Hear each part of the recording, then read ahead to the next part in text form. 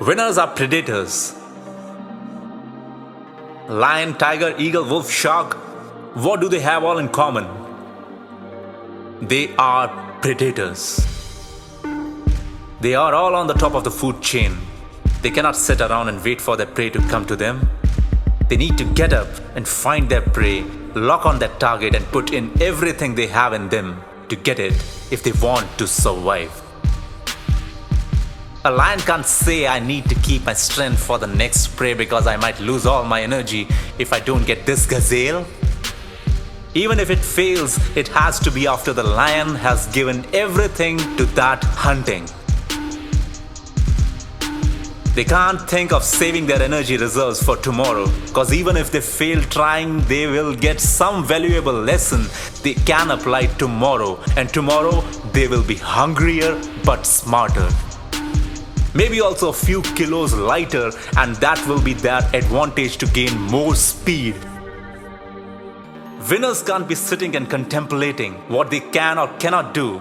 They have to do it to know if they can do it or cannot do.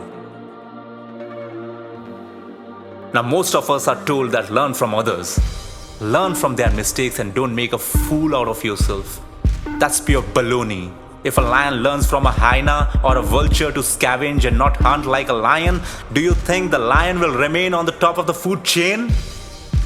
If we learn that someone else's failure is ours, what we do is we make ourselves lose that battle even without fighting. This is a kind of safe playing mentality. Of course, it is risky, but the bigger risk for those who want to be the winners is this safe playing mentality. Take the politicians.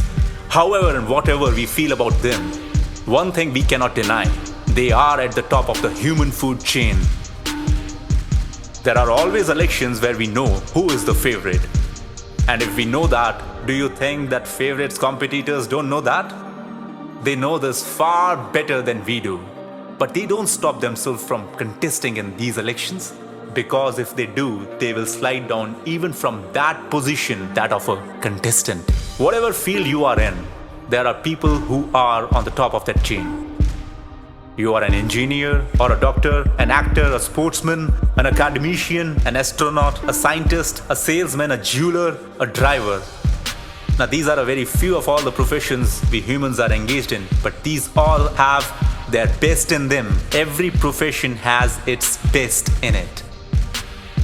They aren't best because they sat around and listened to others' opinions about how safe you must play.